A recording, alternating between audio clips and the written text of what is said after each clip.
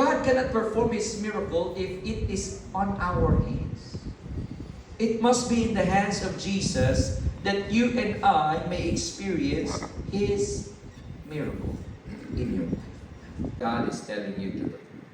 Sa problemang merong ipinapagawa ng Diyos. Ang tanong, ano yun? It's only you who can know what Jesus is requiring from you.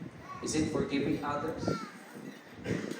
Is it releasing that hurt and that pain instead of revenge? The Lord is telling you, suklian mo ng mabuti na kahit kaano kapangit ang ginawa nila, do good to those who hurt you.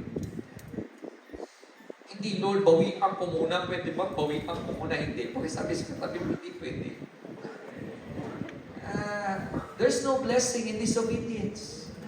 If we truly trust God, we would simply obey what He asks us to do. If you want your miracle, it takes for you and me to take a step of obedience to God's call upon our life.